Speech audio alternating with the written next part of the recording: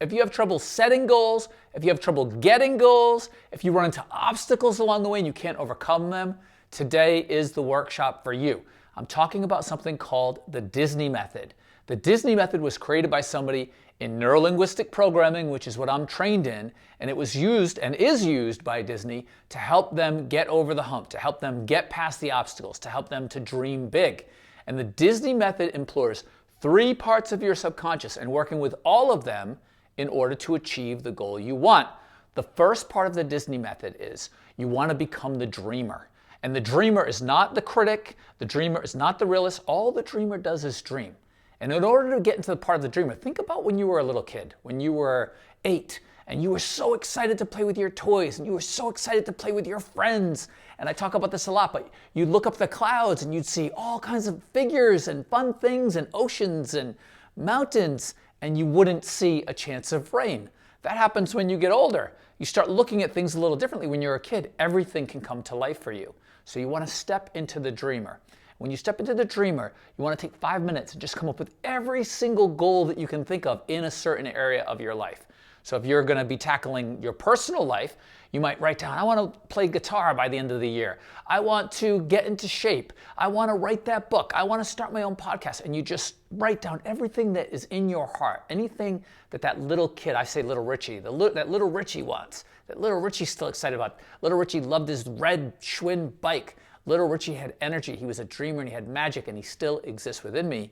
And the little version of you does too. So when you're the dreamer, tap into that. Now, think of your life like a garden, okay? When you're getting into the dreamer, that is a section of the garden that's been untended. So in your garden, you have all of the things that are your responsibilities. You have the job that you need to work to make money. You have the chores that you need to do for the house. You have raising children and being a good partner. And all these are fruitful plants in the garden.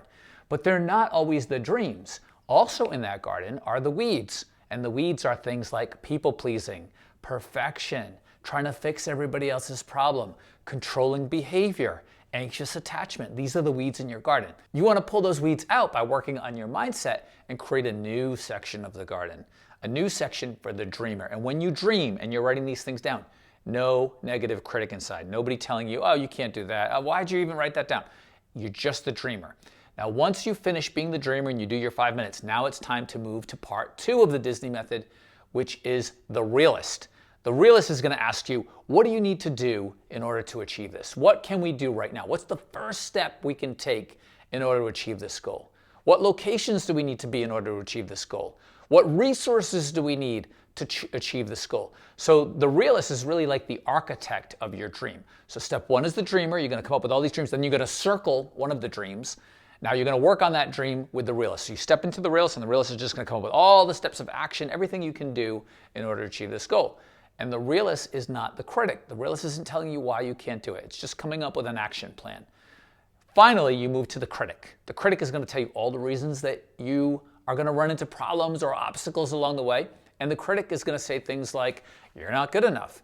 You're too old. And those are not real obstacles, because if you're alive and still breathing, you're not too old. And as far as being good enough, anybody who's ever achieved what you want to achieve was exactly where you are right now. The only difference is they took action.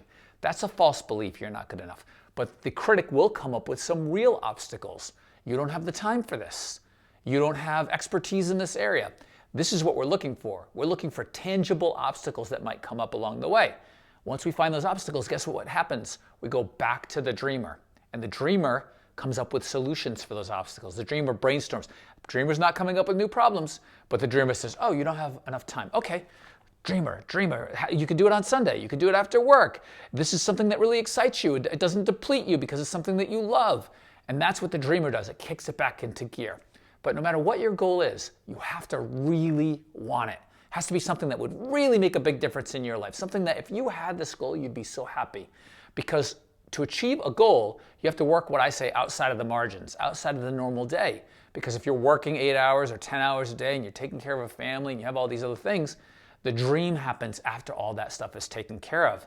So it has to be something that you really want. So don't set the bar low thinking, you know what, I'll set the bar low and then I'll achieve this thing. It's not that hard for me to lose 10 pounds. No, what do you really want? Do you want to run a half marathon? Do you want to lose 40 pounds? Do you want to write a book, an entire novel? You can do it. I worked with somebody who wanted to write a book for 15 years. They couldn't get it out. Then they started working with me. They worked with this model. They worked with other things that we do together, and they wrote that book in 70 days. You can accomplish the things that you want to accomplish. They just have to be worth accomplishing for you. They have to be something that you really, truly want, and then you will take the action to go and get it. So the Disney method is amazing. This is an abbreviated, quick version. I hope that helps. Brainstorm, circle, go to the realist, come up with an action plan, and go to the critic to figure out the obstacles that you are going to overcome. If you like this video, please subscribe. I offer videos like this all the time.